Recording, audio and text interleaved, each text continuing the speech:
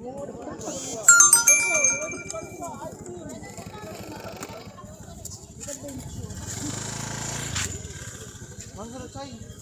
sampai sumulal itu belum record lah.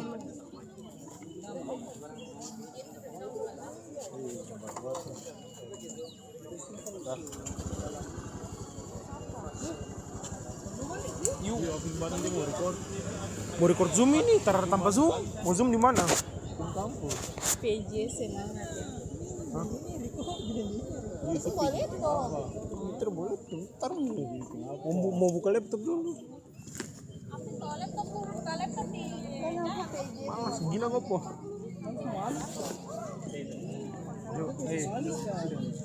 Lama nih. Calik.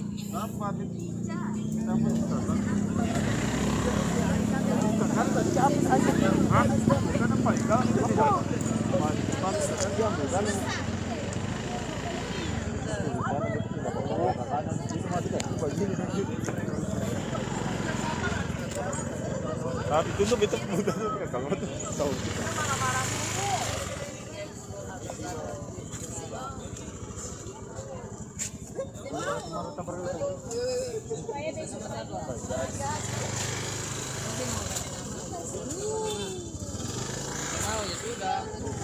Aduh. Mohon maaf, suaranya tidak terdengar, Pak. Waduh, sorry. Jadi saya ngomong sendiri barusan. Oke. Makasih diingatkan. Oke. Jadi apa yang akan kita pelajari kali ini adalah kita akan membuat rekonstruksi penampang geologi ya. Jadi geologi struktur di sini, kenapa ada strukturnya? Karena kita akan melihat secara struktur hubungan stratigrafinya seperti apa. Jadi gini, dalam geologi kita bisa membaca peta, bisa membaca penampang, bisa membuat peta geologi maksudnya ya, dan penampang geologi itu adalah suatu hal yang mutlak.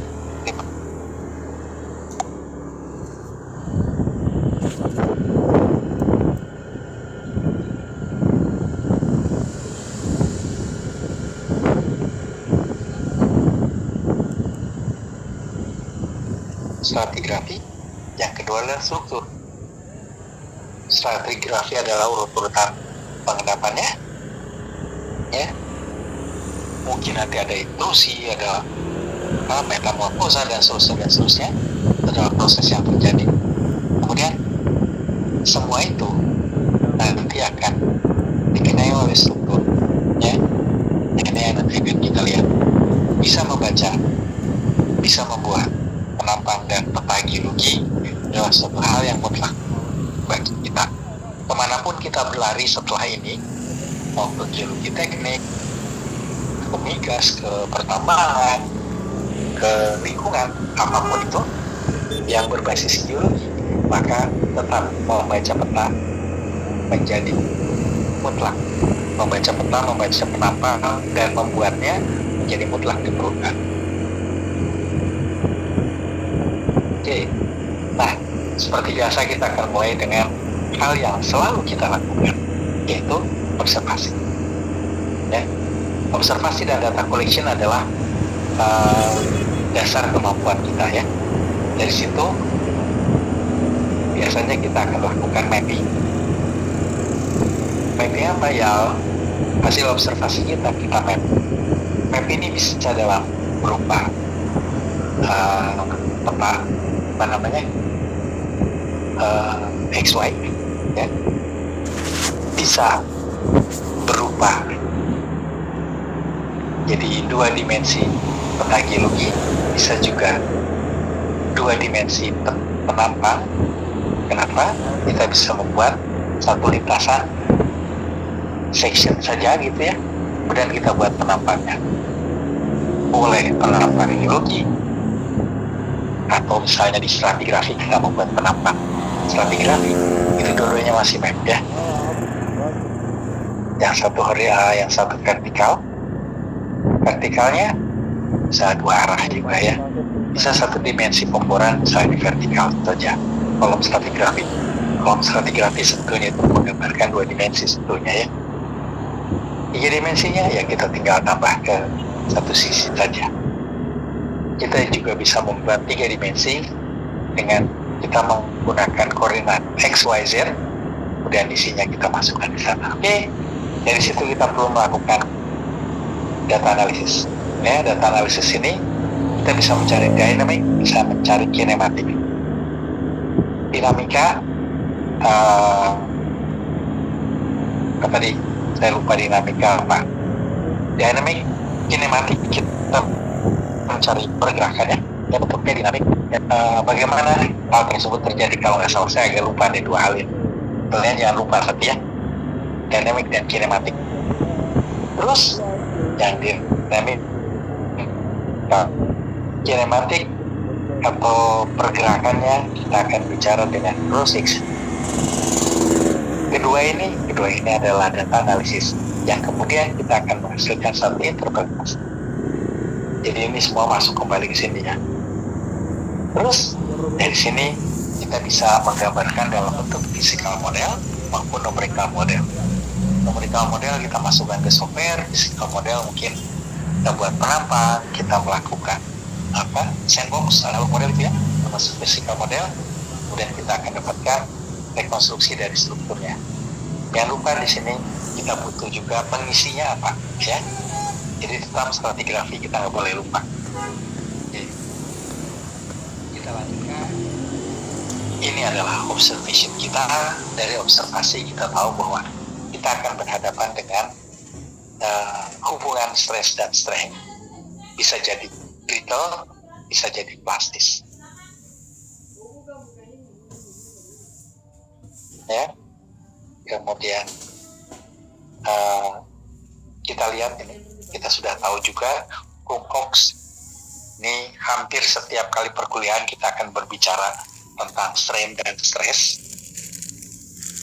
Kemudian data ini kenapa warna ini putih sebentar.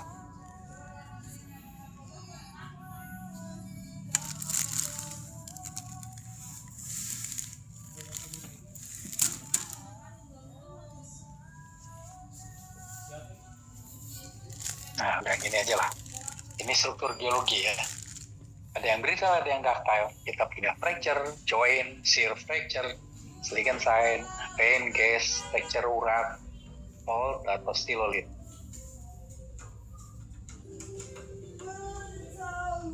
Perhatikan dalam brittle ini, sebagian besar adalah plane. P adalah plane, L adalah line.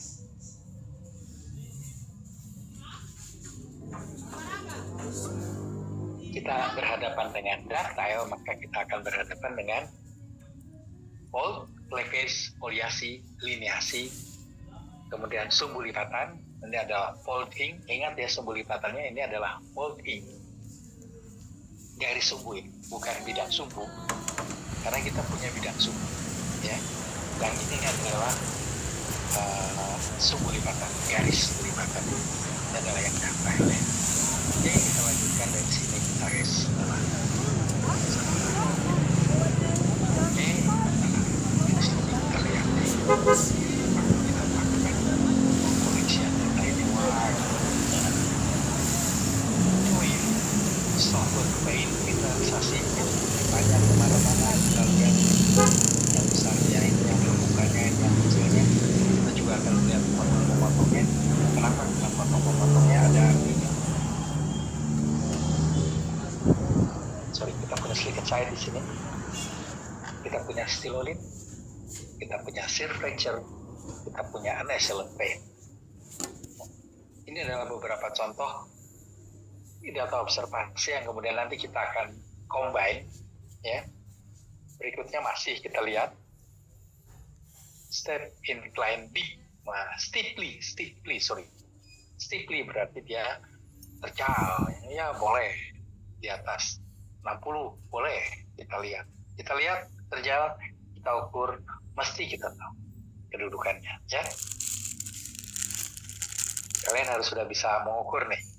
Akhir semester ini sekarang semester genap kan ya. Akhir semester ini kalian akan kalian semester berapa sih sekarang? 4 ya? Oh belum berarti ya. 4, kalau 4 belum. Tahun depan kalian akan ke lapangan ya. Nah, di mana mudah-mudahan kalian sambung juga. Oke, kita punya gently incline, kemiringan landai. Kita punya slump structure, beda lagi ya. Kita punya chocolate box dan join. Box ini kayak coklat ya, kotak-kotak maksudnya ya, kayak coklat nih. Bisa conjugate shear yang berpasangan. Mana pasangannya ini? Dengan ini ya. Yang ini beda lagi. Yang lihat conjugate adalah yang. Nah, ini ada normal fold. Nih, ada yang tergeser turun. Ini ada yang sinistral fold. Apa bedanya normal fold dengan sinistral fold? Yang ini foot wall, ini hanging wallnya turun. Ini kita lihat di penampang. Yang ini kita lihat di dasar sungai. Ya, yang satu, yang ini nih, yang kiri ke kiri, yang di kanan kita ke kanan. Berarti dia mengiring sinistral. Kalau ini jadi begini gimana ya? Jadi normal ya. Kalau kita lihat di penampang, wah ini normal ya. Karena ini kan di dinding. Ya, ini di dinding, yang ini di dasar sungai. Nah, kita punya microfold.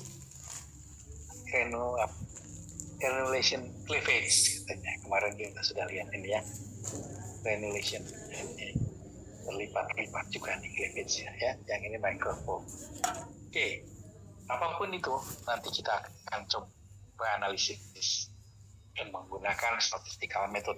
Jadi ini pastinya sudah diberikan saya nggak tahu sudah praktikum sudah sampai sini atau belum ya.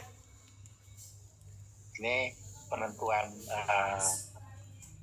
yang ini kita plot semua kedudukan semua kedudukan rekahan shear-nya.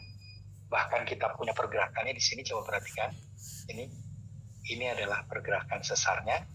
Dari situ edisi shear-nya kita lihat atau sesarnya kita lihat pergerakannya kemana, maka kita punya analisisnya. Di kanan sebentar, ini juga sesar ya. Ini kita gunakan metode dihedra.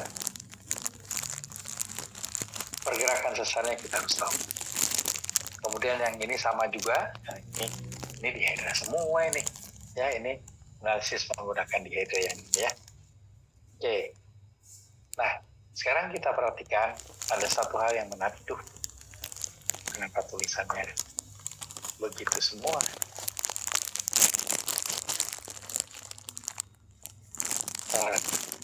Mana lagi nih?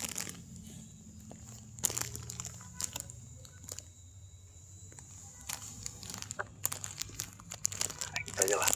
Fault zone analysis. Begitu kita berada di fault zone, maka kita akan punya banyak hal di situ sebetulnya ya. Nah, apakah kita selalu mendapatkan ini?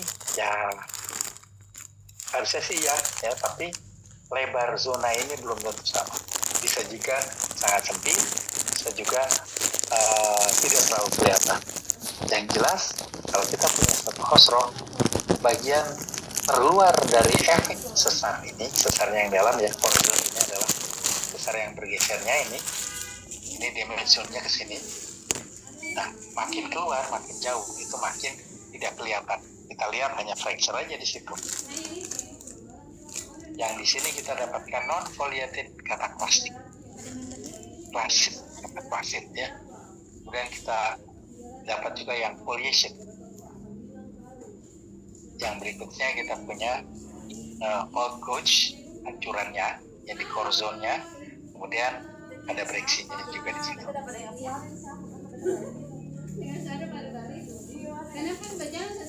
Selebar apa ini? Tergantung. Bisa sangat lebar, bisa juga tidak lebar. Nanti mungkin kalau kalian sekarang sambung, nanti kalian akan sempat melihat bahwa ini zonanya hanya lebarnya hanya sekitar 50 cm mungkin, atau mungkin 30 cm gitu ada, atau ada hanya berupa satu bidang rekahan saja yang tergeser, kita tahu bisa jadi. Tapi paling tidak dimensinya bisa kita lihat ya. Ini foliation ini yang ini putih-putih ini adalah yang vein-veinnya atau rekahan gas fracture-nya, nanti bisa kita lihat ya. Oke. Nah, cross cutting ini menjadi penting kita ketahui. Kenapa? Karena cross cutting ini akan menentukan ya. Kalau terjadi cross cutting berarti bisa jadi dua kali tersesarkannya atau terganggu oleh tektoniknya. Kita perhatikan, ini adalah yang pertama ya. Di sini vertikal adalah yang utama, maka kita akan dapatkan sesar normal ya. Yang B adalah sesar mendatar ya. Cirinya apa? Cirinya adalah vertikalnya sigma 2. Kita punya sesar naik, vertikalnya sigma 3 ya. Nah, kemudian jadi amburadul begini kan. Ini acak-acakan. Yes. Yang mana ada di situ kita harus lihat, kita harus perhatikan. Jangan ini semuanya ada ya, cross cutting. Oke. Nah, ini analisis. Aduh, ini kok warnanya merah apa? Ini semua sih.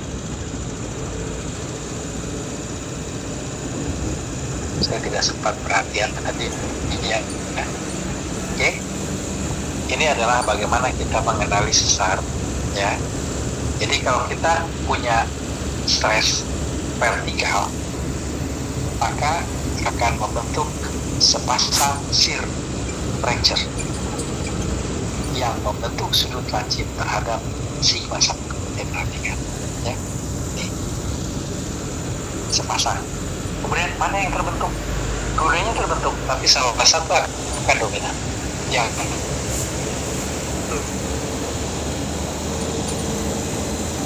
Yang ini akan tergeser juga. Oke, dari situ kita akan dapatkan suatu fissure. Ya, fissure ini adalah lapisan berupa rekahan yang terbuka. Kenapa? Karena begitu ditekan, dia akan memberikan respon ke arah horizontal. Ini ditekan vertikal ke arah horizontal, ke sigma yang paling rendah. Dia akan sehingga dia terbuka. Ini kita kenal dengan gas fracture, ya. Vein bisa fracture lancip terhadap pergerakan sesar. Perhatikan, ya. Sesarnya gerak ke sini.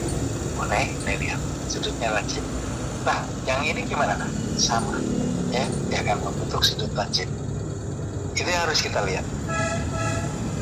Kemudian ada lagi satu lagi stilolit.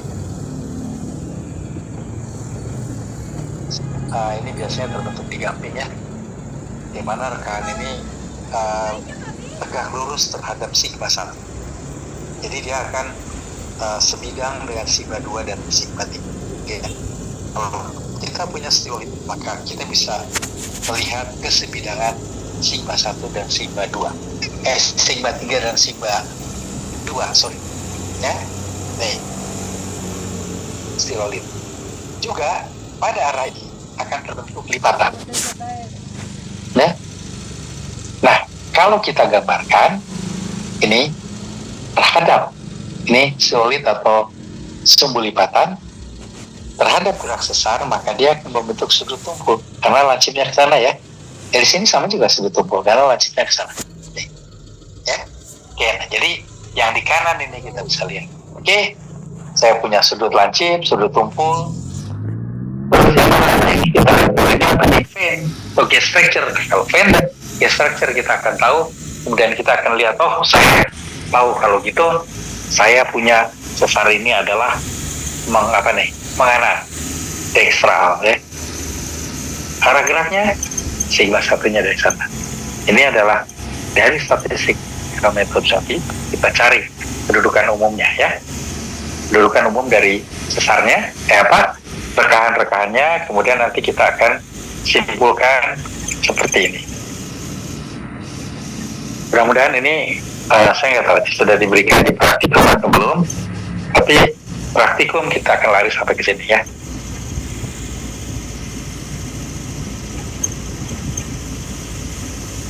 Oke, mudah-mudahan bisa kelihatan. Sekarang kita akan lanjutkan dengan map. Tadi kita sudah tahu berapa, kita sudah dapatkan semuanya, dan kita coba gambarkan. Kita gambar satu-satu dari singkapan ke singkapan, kemudian kita masukkan interpretasi geologi kita. Kita bisa membuat intinya apa? Kita bisa membuat hubungan setiap struktur geologi yang kita jumpai di belakang. Ya. Baik, saya ingin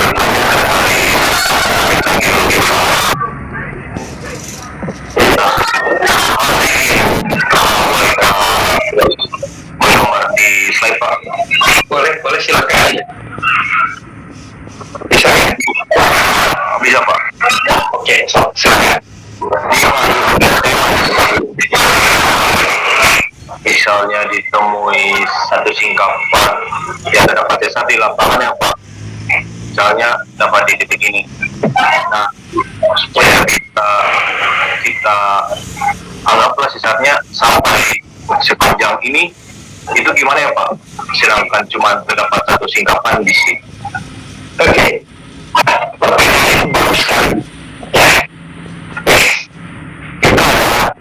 Problem yang akan kita hadapi di lapangan ketika ada rumah yang dilakukan di rumah. Jadi ini balik lagi nih ke pelajaran masalah. Tahu ya?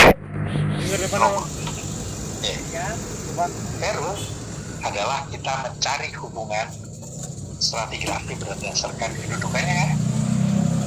Nah, sesar biasanya ya, kalau sesar naik ini nih, ini sudutnya landai, terus dia akan mengikuti hukum Peru, hukum V. Terus kalau dia sesarnya mendatar, ini misalnya mana sesar mendatarnya di sini, anggap saja ini sesar mendatar nih ya. Nah ini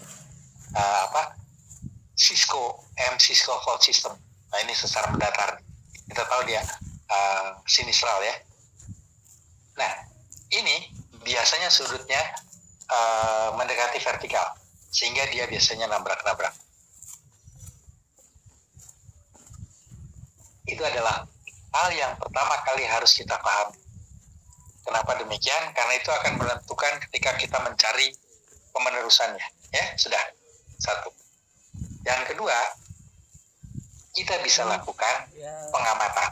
Ya, saya akan coba buat. Mana? Nih. Gini, tadi kan nemu di sini ya. Nah, di sini ya. Terus, ingat, sesar itu biasanya menerus. Itu satu, yang pertama. Tadi saya sudah ceritakan, kemenerusannya tergantung dari dipnya. Kalau dipnya rendah, maka dia akan terpengaruh oleh oleh topografi, sehingga kita harus mengikuti Veru. Ya, sesar bidang sama dengan bidang perlapisan. Veru berlalu. Makan apa?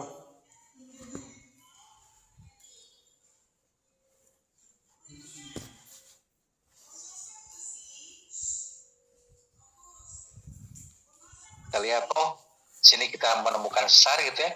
Tiba-tiba di sini kita punya ini tebing bentuknya begini gitu. Atau di sebelah sini kita punya air terjun, ya. Sini ada air terjun lagi. Nah, kalau kita punya titik-titik air terjun ini, ada gawir, kita bisa tarik lurus, ya. Kita bisa lihat menggunakan peta topografi, citra satelit, ya. Atau kita datangi, saya punya gawir di sini, arah gawirnya berapa? Adakah indikasi sesar? Bisa jadi di situ ada, bisa jadi tidak kelihatan, ya. Tapi ini gawirnya menerus, ada beberapa gawir gini. Oke, begitu beberapa gawir ada, dua hal yang harus kita lihat. Gawir ini kemungkinan adalah diskontinuitas. Atau bidang berlapisan. Kalau diskontinuitasnya adalah sesar, kita bisa tarik itu adalah sesar. Bisa juga dia bidang berlapisan, bisa. Ya. Hati-hati, kita berada di begini. Kalau misalnya kita punya begini ya, ini bidangnya miringnya sini, ini sana gitu, menerus. Nah, di sini permukaan ini adalah deep slope ke sana ya. Ini adalah scrap slope. Scrap slope ini bisa dia adalah sesar, bisa dia adalah scrap slope saja, ya, bukan sesar. Nah, ini harus kita tentukan nih. Caranya kita cari di sini indikasinya. Satu saja indikasi kita dapatkan, oh ini sesar nih, maka seluruh ini bisa kita nyatakan sebagai ini adalah bidang sesar. Mungkin pernah dengar istilah flat iron. Flat iron bentuknya kayak gini. Kok kayak flat kayak gini ya? Kok gini sih? Ya, karena ini di sini ada sungai, ya. Nih, tadinya gawirnya kayak gini, tapi kemudian iya, karena ini di sini ada sungai, ya. Nih, tadinya gawirnya kayak masuk ke sini. Mengerosi masuk ke sini. Makanya kita bisa melihat flat iron. Bisa melihat kemenerusan air terjun di sini. Ya. Bahkan bisa jadi kita dapatkan nggak ada apa-apa nih. Tapi kemudian sebelah sini kita jumpai ada mata air panas. Wah, lurus dengan ini. Ah, kita teruskan.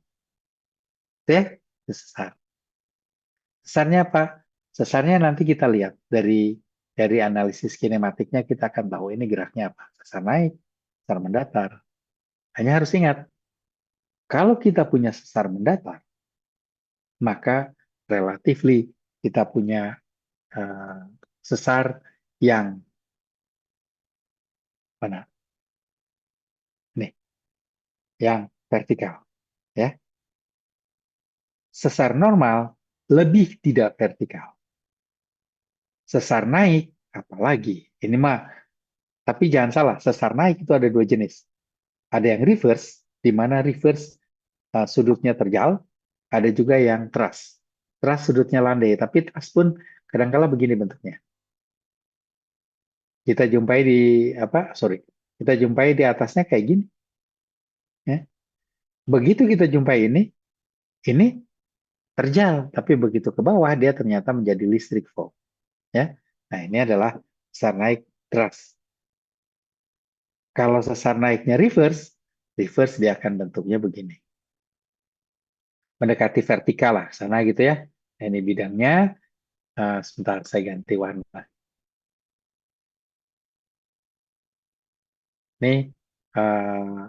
Ini perlapisannya sana. Ini sini ya. Itu.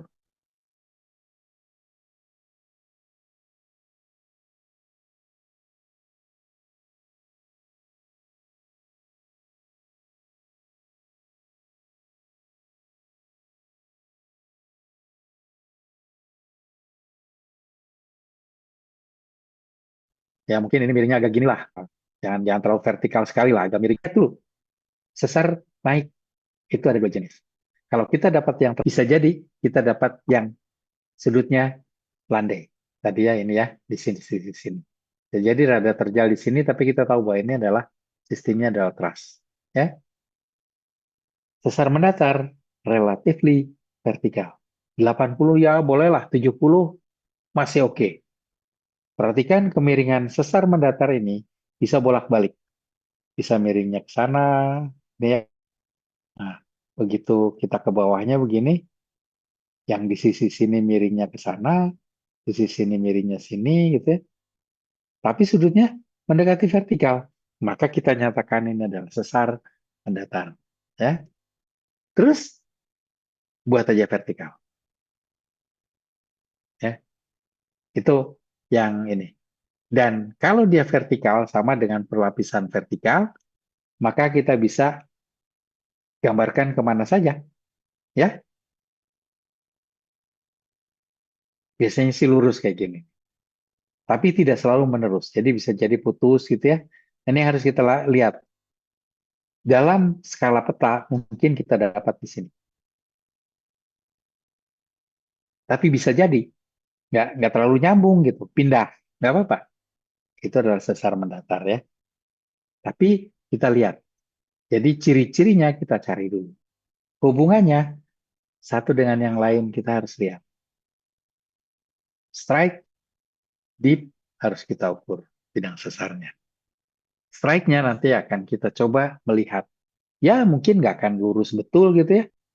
Kita dapat di sini mungkin agak sini gitu. Geser sini, nah kita akan coba bermain begini. Sorry nggak pas lagi. Sorry ini harusnya pas ini gitu ya. Nah inilah. Nah, oh ini kok meliuk-liuk? Yes, ini adalah sesar mendatar. Sesar naik memang nggak boleh, sesar naik meliuk juga boleh. Bahkan nanti bisa jadi kita dapatkan, wah ini sesar naiknya di sini gesernya. Bisa jadi di sini kita punya transfer zone. Jadi ini adalah sesar naiknya begini. Bukan hal yang aneh ya. Tapi sekali lagi, based on ciri-ciri yang kita dapati. Ini interpretasi.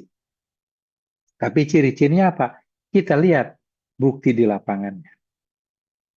Saya punya kelurusan, saya punya satu sesar, kelurusan itu kita bisa gunakan untuk meluruskan. Terus, di seberang kelurusan kita punya air terjun. Agak jauh dari situ ada, apalagi ada mata air panas. Nah, kita hubungkan aja terus. Itu adalah sesarnya. Ya. Atau kadangkala tapi kita punya satu perlapisan miringnya ke sini, di tempat lain miringnya ke sini. Miringnya sama tapi posisinya beda. Di sini kita jumpai mungkin ada sesar, di sini ada suatu kelurusan gitu. Ya udah, ini pasti sesar lah. Ya, sana. Oke, back to data. Observasi menjadi hal yang penting. Jadi nanti kalau ke lapangan, jangan hanya stratigrafi yang dikejar ya, struktur juga harus dikejar. Sama dengan batas stratigrafi kita kejar juga. Oke lah, nanti kalian masih belajar. Kadangkala ketemu stratigrafi, strukturnya lupa. Kadangkala ketemu struktur, stratigrafinya lupa. No problem lah. Tapi lama-lama nanti kalian akan tahu. Apalagi kalian jalan bareng, itu bisa tuh. Ya, saling mengingatkan. Map kalian satu. Map kalian masing-masing. Tapi ke lapangan jalan bareng kan nggak masalah. Oke, cukup menjawab? Baik Pak, cukup menjawab Pak. Oke, Pak, izin bertanya juga Pak mengenai boleh. jawaban Bapak. Ya Pak, tadi kan Bapak bilang bahwa kalau sesar itu kan dia memotong topografi ada karena adanya virul Pak. Pak, kira-kira Ya. eh, kalau kita mau menentukan batas dari sesar itu gimana Pak? Kalau di lapangan Pak, apakah ada indikator atau gimana itu Pak, sejauh mana sesarnya Pak? Nah, itu kan sudah dipelajari kemarin kan. Sebelum penampangan kalian sudah belajar bahwa sesar itu, ntar ini saya buang dulu ya. Clear my drawing. Oke, sesar itu tidak selalu berupa satu bidang, ya. Nah, di sini saya punya ini bagus nih. Yang bagus adalah kita punya ini gawirnya bagus, menerus gitu. Kadang-kala nggak seperti itu, ya. Kadang-kala kita berupa satu zona, kita nggak melihat ini, tapi kita punya satu zona ini. Atau ini sangat besar sehingga kita cuma lihat segini, ya, di satu singkapan. Sementara efeknya di sini kita masih lihat nih, ya. Di sini kita masih jumpai. Oke, itu adalah sesarnya besar, ya. Terus perhatikan kemana menghabisnya, ya. Tidak selalu mudah. Kadang-kala berupa zona ya udah batasi aja. Saya melihat suatu berupa zona ya begini. Sana di mana? Ya di dalam sini. Geraknya kemana? Misalnya sama dengan ini. Ya, dengan ini. Bisa berupa satu zona. Kalau ditanya berapa lebar zonanya, saya tidak bisa jawab persis. Kenapa? Karena bisa zonanya hanya 1 mili gitu ya. Atau setengah senti, tapi bisa juga sangat lebar dan kita nggak tahu di mana sesarnya. Terus apa yang kita amati? Yang kita amati adalah ini, gejala yang ada di dalamnya. Yang kemudian nanti kita, lah ini, taruh, oh ini masih gambar sebentar. Nah ya, mana kita bisa menerapkan ini. Ya. Apakah selalu kita bisa dapat? Enggak selalu ya. Sering-sering, wah ini zonanya di sini nih. Tapi kita tahu, mungkin kita di sini punya breksiasi yang berarah. Kemana itu kita coba lihat. Karena breksiasi itu akan menunjukkan arah gerak sesar. Oh, sorry, strike sesar. Ya. Arah geraknya kita nggak tahu. Tapi kita punya strike sesar. Kita bisa ikuti. Sekali lagi, strike sesar hati-hati bisa meliuk. Ya. Bukan dalam skala peta, tapi skala singkapan yang kita lihat pun bisa meliuk. Ya, ya saya biasanya nggak kebagian di situ. Kalau nanti kalian ke Karangsambung dan ke Kalimandala, Kalimandala Hulu, dari jembatan ke sana nanti ada suatu dinding. Jadi kalau kita menghadap ke arah hulu, dindingnya adalah sebelah kiri ya. Agak susah melihat bahwa itu adalah sesar, tapi itu adalah sesar. Nah, mudah-mudahan nanti ada yang menunjukkan bahwa itu sesar, nanti akan kelihatan di situ ya. Bahwa bidang sesar itu tidak seperti di teoritis. Bidang, gitu. Lihat aja di sini aja udah berlekuk-lekuk ya. Tapi sekali lagi, kita mencari kira-kira rata-ratanya. Makanya tadi saya gambarkan, lah ini agak geser dikit, udah kita coba ikuti aja. Tidak perfect, apalagi pakai penggaris. Jangan ya, bikin sesar nggak boleh pakai penggaris. Oke, bisa menjawab? Iya, Pak. Makasih, Pak. Oke, nanti harus lihat di lapangan. Ya, mungkin dengan foto-foto juga kita bisa lihat. Saya tidak punya banyak foto saat ini. Oke, kita coba teruskan dulu ya. Nah, ini mau saya di mana nih? Oh, ini.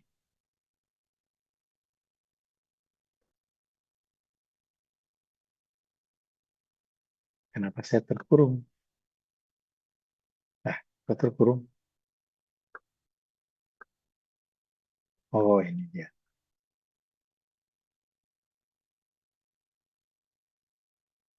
Oke lah, saya nggak bisa menghapus itunya. Oh, kok nggak bisa ke kiri nih? Ya sudahlah, biar aja ya. Tuh, mengganggu.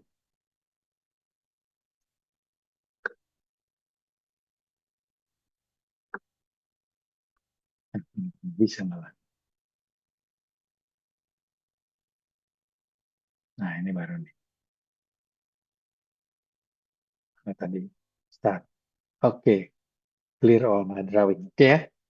Nah, kita lanjutkan. Kenapa ini? Oh, ini X dulu lah. Oke, kita lanjutkan. Nah, ini bagaimana kita membuat penampang ya. Nih, ini simple saja. Kita punya perlapisan yang miringnya. Ini kebetulan strike-nya tegak lurus terhadap penampang. Oke. Nah, ini diagram bloknya kayak gini. Miringnya ke mana, north east ke arah east. Ya, ke arah timur nih. 45 derajat katanya kemiringannya, kita bisa gambarkan kayak gini nih. Ya. Jadi yang merah ada tapi kita nggak tahu di sini, di peta kita nggak bisa lihat, tapi di penampang bisa muncul karena kita tahu di bagian bawah yang lebih tua dari hijau adalah ada merah, kemudian di bawahnya kita punya abu-abu.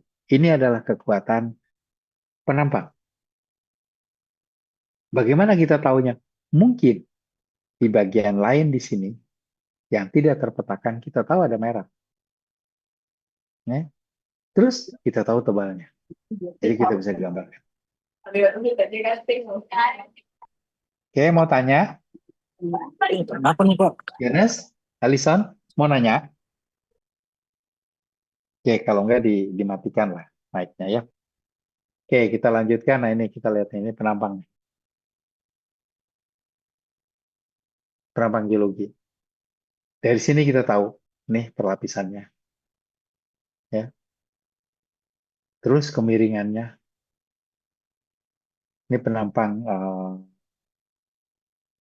Coba perhatikan, penampang ini memuat informasi yang ini, yang apa? Yang seru. Kenapa kemiringan di sini berbeda dengan kemiringan di sini? Nah, kenapa nih? Oke, ini berarti telah terjadi apa? Perubahan kemiringan. Perhatikan di sini diberi tanda bergerigi. Tanda ini tidak ada di lapangan, tanda ini kita yang buat karena kita tahu ini tidak selaras. Yang atas pun ternyata sudah lengkung, berarti tidak selarasnya itu sudah terlengkungkan lagi. Jadi paling tidak di sini kita melihat ada dua tektonik event. Ya, kalau kita mau mempelajari dengan mudah, boleh kita berbicara dari yang mudah. Yang mudah sudah terlipat, kita kembalikan lipatannya menjadi lapisan horizontal. Ya, setelah lapisan horizontal lihat yang bawah, ternyata lapisan horizontal ini hubungannya miring dengan lapisan bawahnya. Kalau ini kita buang, ini miring. Kita horizontalkan lagi, maka kita tahu sejarahnya. Lapisan ini, yang bawah ini ya, apa? Pangero, Siranis, dan satu lagi apa? Culcula radiolaria formation. Ini dari Siralis sampai dengan Culcula radiolaration, ini diendapkan duluan. Terus terangkat, termiringkan, erosi. Setelah itu diendapkan mulai dari ini Culcula conglomerate formation sampai dengan wah ini apa ini? Wah kok ada kuandil metamorfik sih? Wah beda lagi nih ceritanya nih. Ntar dulu. Tadi kita cerita bahwa ini yang di bawah sini. Ntar dulu. Jangan-jangan kebalik nih. Nah kita harus pelajari umurnya. Ya, di sini pentingnya umur. Jangan-jangan ini sudah terbalik. Ya, ini lebih tua dari sini ke sini. Oke, itu nanti kita akan tahu ketika kita berbicara stratigrafi. Umur menjadi penting. Urutan stratigrafi menjadi penting. Makanya di awal saya bilang, dalam mengerti geologi kita butuh dua, stratigrafi dan struktur. Ya, di sini kelihatan. Ini metamorphic rock, ini wah kayaknya lebih tua deh. Oke, berarti ini sudah terbalik ya. Ini ke sana tadinya. Ya, saya tidak tahu penampang ini, tapi itu adalah cara kita mendeteksinya. Tadi, ini ke sini urutannya. Kenapa? Karena metamorfosa tidak bisa mengintrusi. Ya, tidak ada intrusi metamorfosa. Ya. Terus ini juga kita harus perhatikan. Jadi stratigrafi itu menjadi penting. Metamorfosa terjadi di bawah. Ya. Masa ini metamorfosanya ke atas. Oke, terus gimana? Ada struktur nggak? Bisa terjadi ke atas kalau ada struktur sesar. Kalau di sini nggak ada, nggak ada berarti ini kemungkinan yang tua. Kita tinggal lihat umurnya di sini. Ya. Oke, ini menarik nih sebetulnya. Oke, nah ini penampang macam-macam lagi. Yes, ini penampang geologinya regional nih ya. Wah, kalau kita lihat, waduh, kok gini? Perhatikan hubungan stratigrafi dan struktur setiap perlapisan nih tersesar. Nah, tersesarkan ini sesarnya apa naik? Yang ini, wah, yang ini mah, yang ini sesarnya tidak terlalu kelihatan geraknya ya. Yang ini bukan sesar. Ini sorry. Ini apa hubungannya? Kita harus cari juga. Unconformity kah? Atau kita harus tahu batuannya juga. Oh, intrusi aja ya sudah besar lagi. Ini oh ini nih erosion kali ini. Boleh. Kita lihat. Nih, nah ini ada pelipatan di sini sebelum sesar. Kenapa ini ada di sini? Kita harus rekonstruksi ini kemana? Oh, lari ke sana. Oh, berarti ini sesarnya naik. Nah, kita lihat nih. Ini sesarnya yang ini naik juga. Oke. Apalagi? Nah, ini penampang ini. Wah, seru lah lihat penampang. Kenapa? Potong memotong kita harus lihat juga. Perhatikan di sini, nih memotong sini. Ya, memotong ini juga nih bawahnya. Berarti ini paling mudah bisa jadi. Nanti tapi lihat lagi di atasnya, jangan-jangan di atasnya ada yang. Nah ini sekarang bagaimana dengan yang ini nih? Kalau ini sama dengan ini, maka sama dipotong. Tapi kalau ini mungkin ini lebih mudah, ceritanya lain. Tapi nanti kita akan rekonstruksi. Ini regional sekali, ya. Nah, mana scale-nya di sini? Oh, waduh scale-nya. Ini pasti regional. Besarnya besar sekali ini ya, penampangnya. Oke, tapi ini kita bisa lakukan membuat penampang seperti ini. Oke. Terus, nah ini penampang struktur. Apalagi penampang struktur. Kalau tadi di sini, ini adalah penampang geologi. Penampang struktur lebih khusus lagi. Kita mencoba menggambarkan gejala strukturnya secara detail. Skalanya akan jadi detail ya. Terus, perhatikan, kita akan mencoba merekonstruksi bentuk apa yang terjadi di sini. Ya. Ini ada satu serpentin di sini. Ini serpentin lagi. Terus kita bisa memperkirakan seperti gini. Jadi ini kita harus interpretasi. Perhatikan kemiringannya. Makin terjal, bahkan di sini ada yang 90 ya. Nah ini di sini. Yang ini. Sekali lagi, data is data. Ya, hati-hati. Ini ada yang terbalik. Yang terbalik berarti dia sudah ke sana. Nah gini. Nah ini mungkin.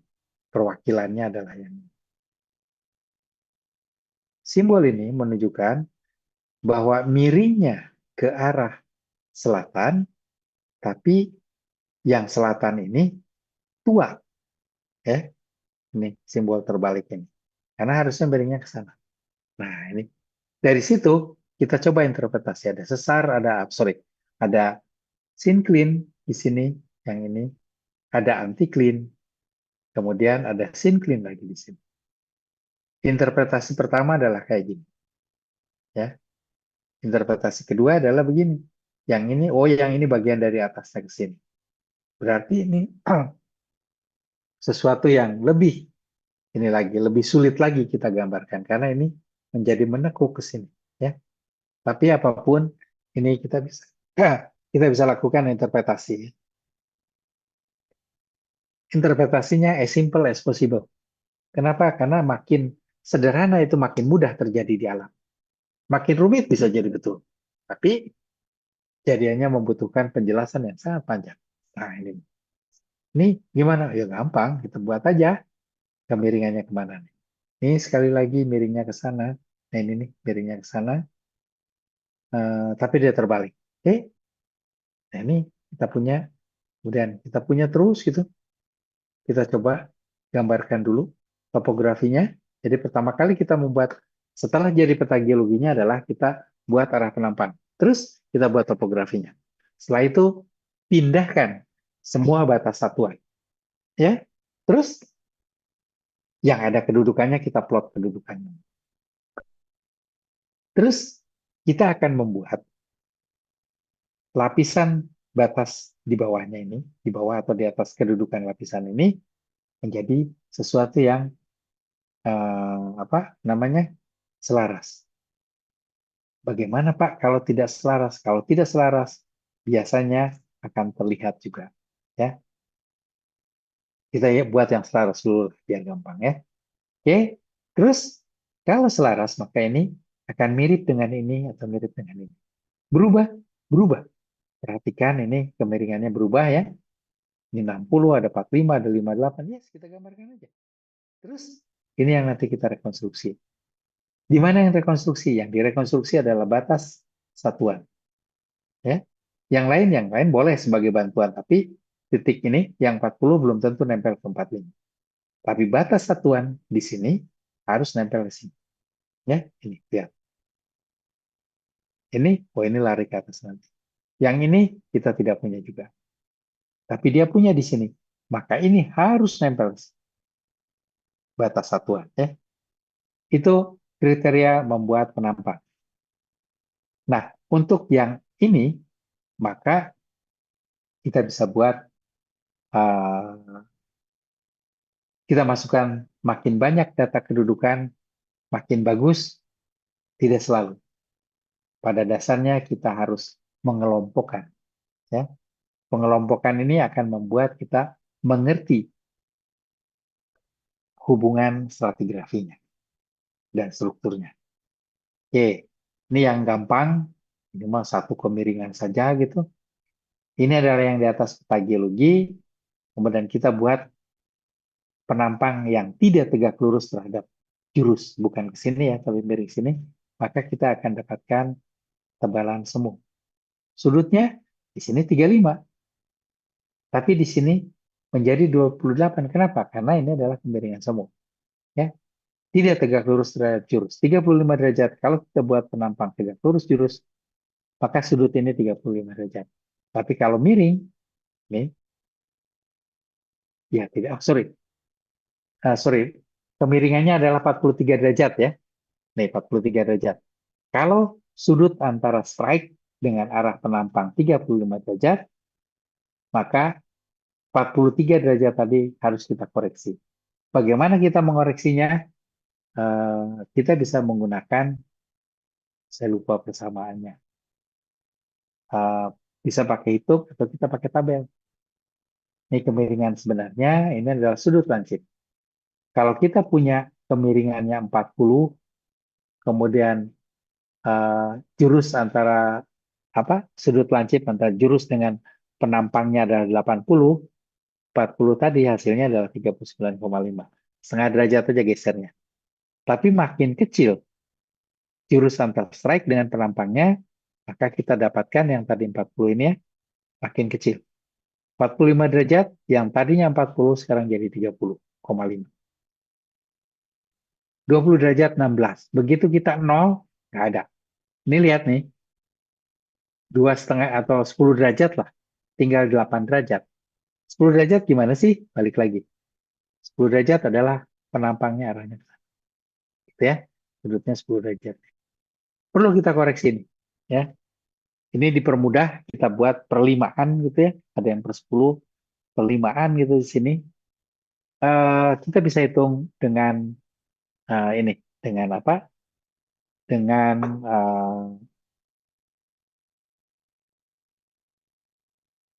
secara matematis. Saya tidak akan jelaskan sekarang, karena saya agak lupa. Oke ya. Nah, kalau sudah kita koreksi, baru kita lanjutkan membuat penampang. Yang ini adalah penampang membuat menggunakan ARC method. Jadi, setiap kedudukan lapisan akan membentuk suatu lengkungan dengan kedudukan lainnya. Nah, ini kita punya dua kedudukan. Ini 30, ini 30. Maka di sisi sini akan lurus. Tapi kemudian di sini kita punya kemiringan lain. Ini akan kita buat begini. Ya. Terus gimana? Sekarang cara membuatnya adalah kita plot kedudukan lapisannya, strike-nya. Nah, kalau strike-nya dip-nya. Dip ini syaratnya adalah sudah terkoreksi kalau tidak tegak lurus jurus. Terus kita buat garis tegak lurus ke sana. Kita punya lagi kedudukan yang lain, lakukan hal yang sama. Kalau kita punya dua kedudukan yang berdekatan, kemudian garisnya bertemu di satu titik, titik ini adalah kita bisa tarik sebagai batas untuk menentukan bidang perlapisan. Ya. Ini adalah sumbunya, titik sumbunya. Yang kita geser apa? Kalau kita geser yang ini, belum tentu pas ke sini ya, bisa jadi ke sana. Nggak apa-apa. Karena yang kita lihat nanti adalah batas satuan. Ya. Nah, ini lihat nih. Miring sini, ini miring kebalikannya, ini miring kebalikannya juga. Kita lihat nih, ini dua, jadi satu. Ini ke sini gitu ya. Terus ini, yang ini dengan ini di sini agak landai. Sini. Yang ini dengan ini di bawah sini. Kemudian ini dengan ini dekat sini. Yang ini dengan ini ke sini. Ya. Nah ini, dan seterusnya. Intinya adalah kayak gini. Kalau searah, kita akan punya dua begini. Ya. Nih, ini tiga kedudukan. Satu, mungkin di sini dua, mungkin di sini tiga. Jadi, tertarik. Ya, tegak lurus terhadap dipnya. Kalau berlawanan, oh sorry, ini tadi miringnya gini, ini bisa ketemunya bukan di sini, tapi ketemunya di seberangnya, no problem. Ya, oke, harus praktek. Kalau nggak praktek, nggak bisa. Nah ini nih, kita punya, nih mana kedudukannya nih, kedudukannya. Ya, nih kita plot semua di sini, terus kita coba korelasi.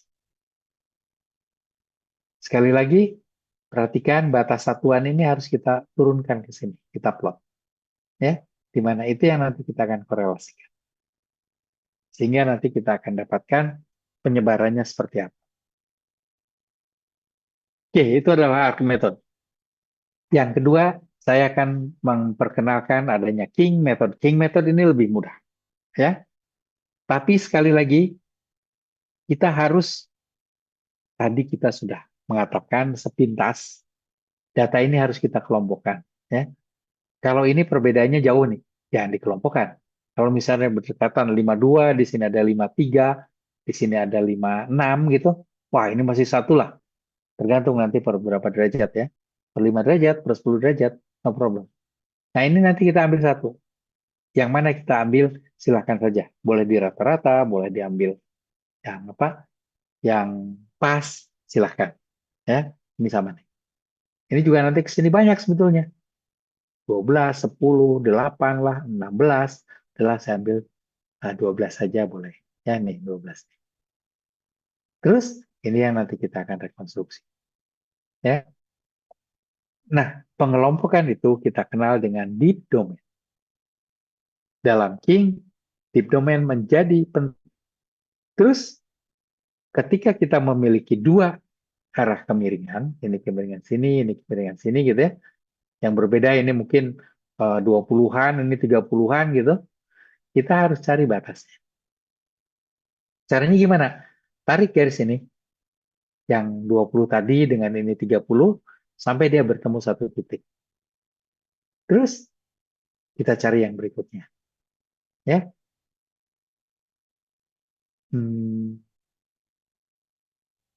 Bolehkah ini digeser? Kita sudah menentukan ini sama dengan ini nih ya. Kan belum tentu. Enggak, saya mau maunya sama dengan ini di sini gitu. Boleh. Ya. Jadi, nah, sebentar gimana nih? Nah, ini. Sekarang saya akan coba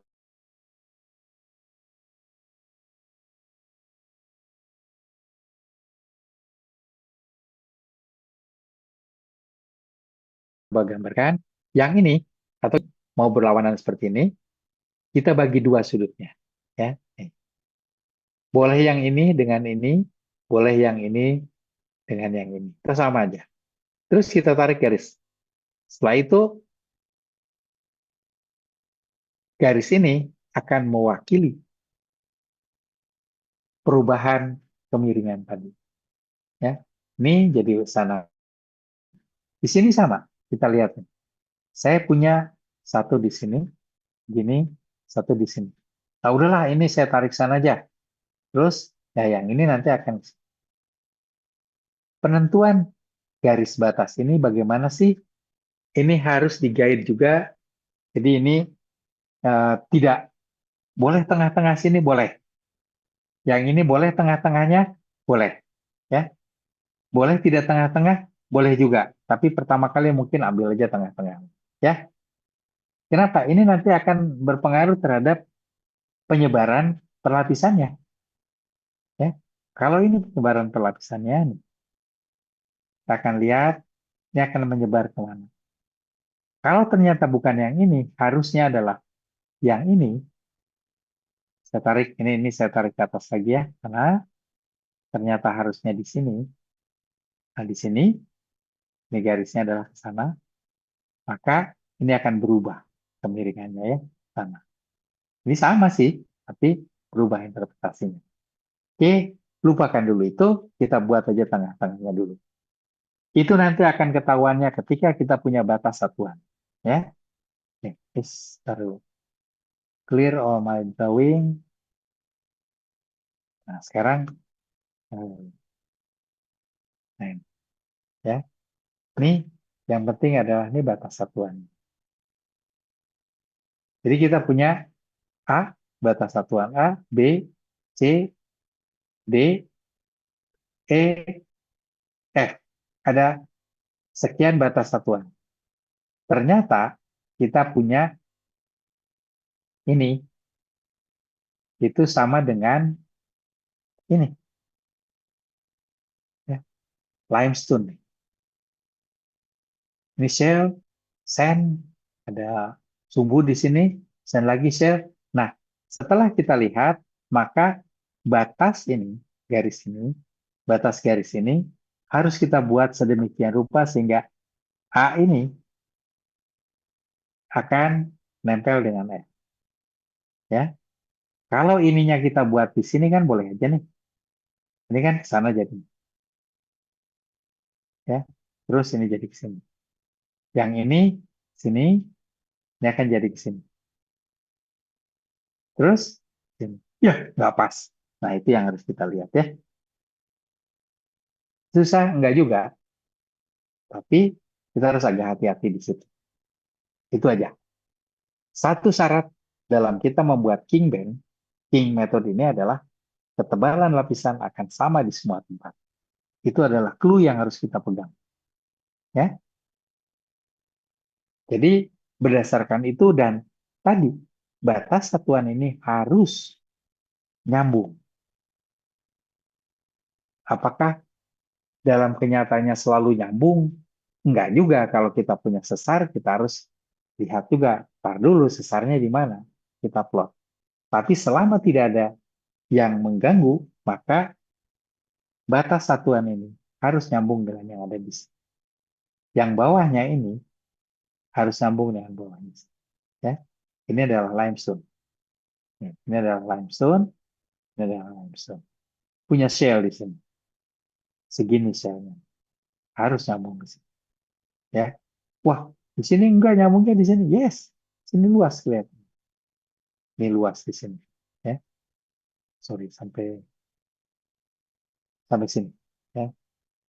Yang ini kan garis ininya. Ya. Oke, itu metodenya adalah seperti itu. Nih, tes mana?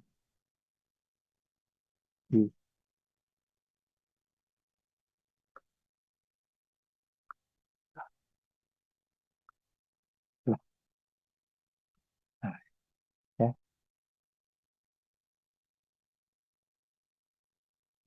Sama metodenya.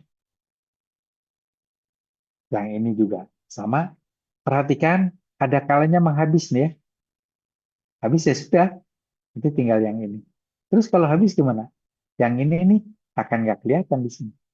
Karena ini aja yang ada. Set, sana. Ya. Nih, di sini bagus, lengkungannya banyak. Di sini tinggal begini aja. Yang bawah sini, satu. Di sini, kita hanya punya begini. No problem. Memang begitu. Inilah king method. Ya. Tuh.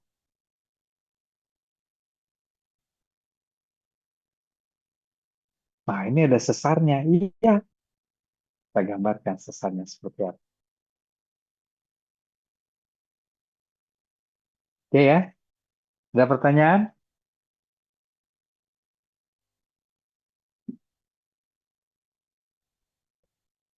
Susah? Enggak susah. Mudah. King adalah yang paling mudah di antara semua.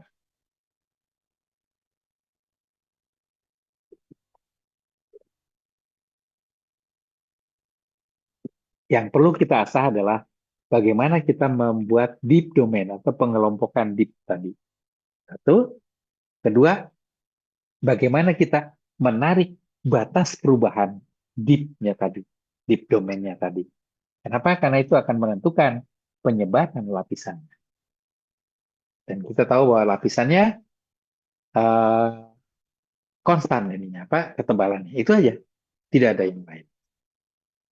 Oke, mudah-mudahan bisa dipahami ini ya. Seperti itulah kita bisa gambarkan. Nah ini, wah, ini gimana nih? Kita lihat deep domainnya udah dibuatkan ya. Ya udah, kita coba buat aja. C, ini harus nyambung ke C di sini, harus nyambung ke C lagi. Oke, terus dibuatlah.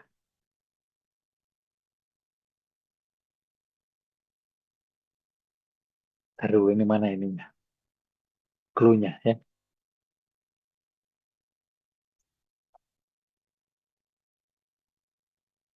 Ying metode ini sangat bagus kalau kita bekerja pada satu zona Poitras belt ya. Nih, ini hasilnya. Oke, tapi kita harus hati-hati dengan ini. Ini mungkin ada satu gambaran ya.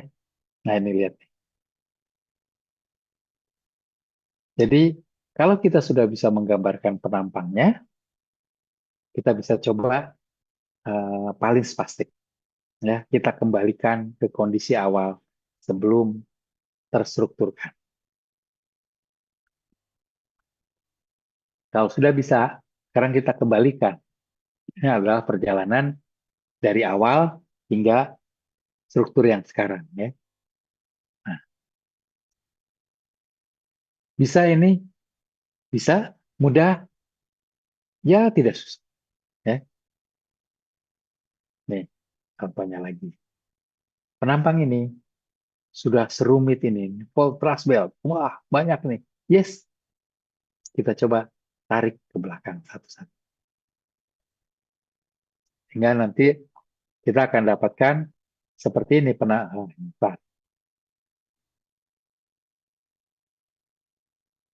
Kita mundurkan, maka kita bisa dapat yang ini ya. Oke. Nah, ini sama juga.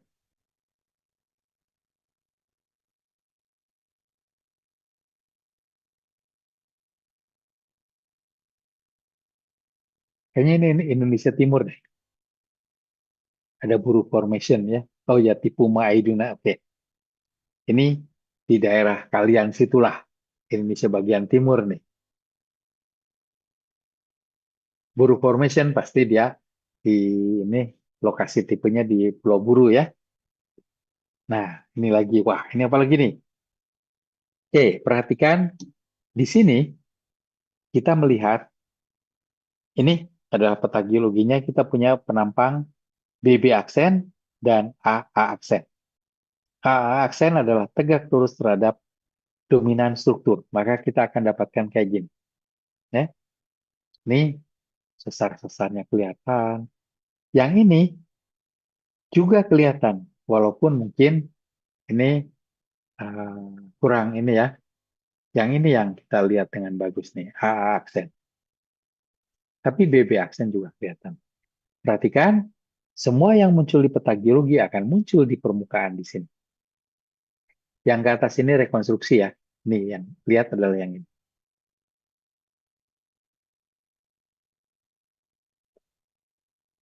Oke. Nih paling spastic reconstruction. Bagaimana cara kerjanya? Cara kerjanya adalah kita akan menarik setelah kita buat penampangnya. Kita akan coba menarik,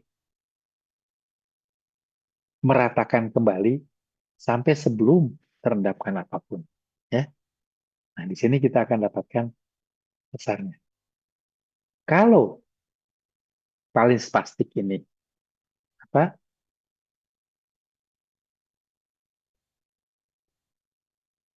tidak terrekonstruksi dengan benar, maka di salah satu ini akan bolong. Ya. Hal itu mungkin interpretasi struktur kita belum benar. Ya. Jadi struktur kita udah benar kalau paling spastiknya menjadi datar lagi gini.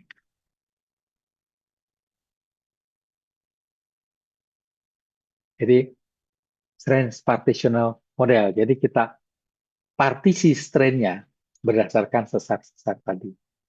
Kita punya translation, bergeser. Kita punya compression, menjadi transpression. Nah, ini dia nih. Oke.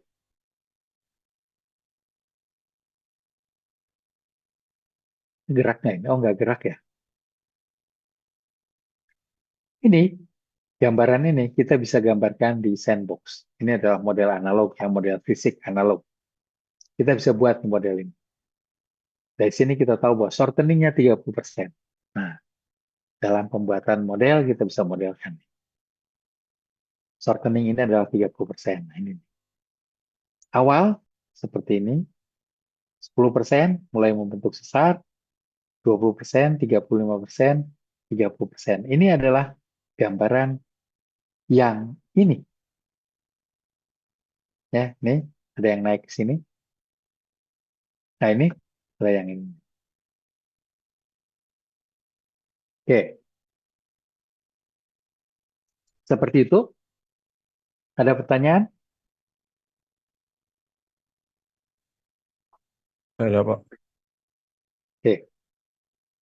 Yang ini memang harus kita mencoba sendiri ya, agar kita mengerti. Ya, nggak apa-apa, nanti dicoba aja. Kalau nggak salah, mudah-mudahan ini ada praktikum. Paling tidak kita mencoba merekonstruksi, mudah-mudahan bisa sampai paling spastik juga. Ya, paling spastik ada beberapa metode, ada yang line length, ada yang balance cross sectionnya ya. Paling spastik reconstruction ini bisa line length, bisa juga tidak line length, area balance, boleh aja. Oke. Kalau tidak ada pertanyaan, sebentar. Ini di kelas atau gimana nih? Kalau nggak di kelas berarti kita harus punya ini, punya foto ya?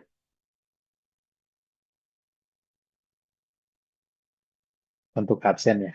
Oke, ada pertanyaan? Sekali lagi saya tanya. Ya, ada, Pak. Coba dulu, Pak.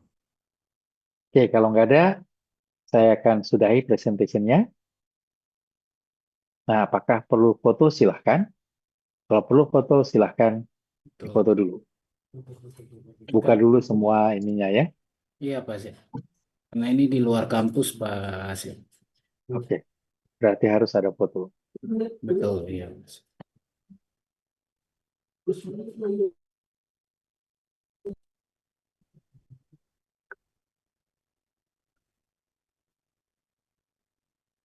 Silahkan buka kameranya.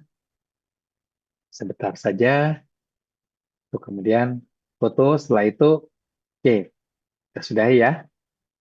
Baik. Silakan para peserta. Siapa yang bertugas mengambil gambar? Ya, Pak. Saya akan foto, Pak. Oke. 1, 2, 3. Slide pertama. Oke. Slide kedua. 1, 2, 3.